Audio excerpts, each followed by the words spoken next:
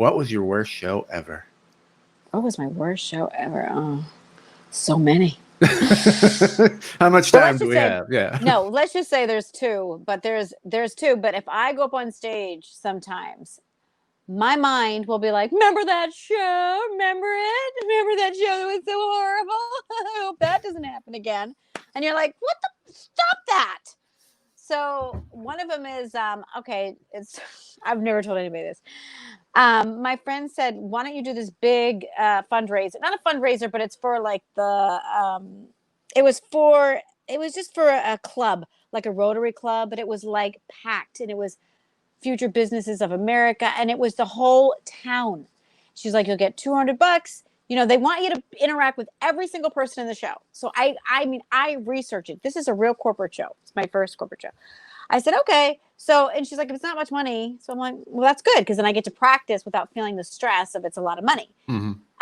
So I asked my friend who's a corporate comedian. I'm like, "Well, how do I interact? What do I do?" So I'm literally, so I get up there and I immediately shut down one of the biggest business guys in all of Los Angeles. Like, he's the owner of all of Chevron. He's like the CEO. I shut him down and I go, "Why don't you go sit next to the Dollar Tree people?"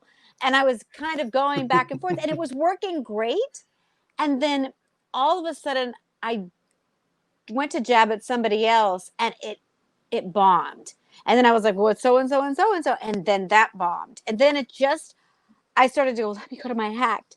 And then my act, I got like 3 laughs, but then I was like, "What am I going to talk about, my boyfriend? Like, what? They don't want to Right. hear about my boyfriend." And then I couldn't talk. Like, I was like, so thank you, everyone." And I was up there probably 3 minutes. And then I got my check in front of everybody and walked off. And she was like, everyone, what? And I just literally ran away. And to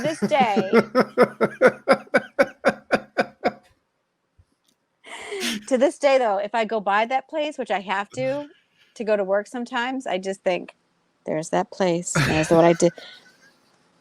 And the shame is as undeniable. And sometimes if I have to do a show where somebody counts, it's weird because mine's mental. Like, if somebody counts on me, like, "Oh, everyone said you were hilarious, so we got all of our 45-year-old ladies to come up here and talk about your Botox and stuff. We're all excited. I've told everybody, everyone thinks you're hilarious." Like, they don't even know me. I will almost stutter a little bit. I have to work to get through it. Wow. But if you tell me I suck, I'm there. Yeah. But I'll remember that show. Yeah. I don't know. It was torture. And it just keeps, and it chirps at you all the time, right? Just, yeah. "Oh, And hey, I can say, remember that?" and I don't know if, do you have time for the other time I bombed real quick? Oh, yeah, absolutely. There's always time All for right. that. I beat out 800 people, all 800 comedians all over this country to go to a festival. 800. I get there. There's 1,500 people in the audience. And one of the biggest comedians, I'm not going to say who he is, he's huge. He was pacing. I'm about to go on stage. He's pacing back and forth. I'm like, "What's wrong?" He goes, "Oh my God, I haven't been this nervous since I first started comedy. I haven't been this nervous since I was a POW in Vietnam. I haven't been this nervous since I did my 18th Letterman." I'm like, "What? Why? Man, ladies and gentlemen, Charlene, Stephen Wright, your heroes are in the audience.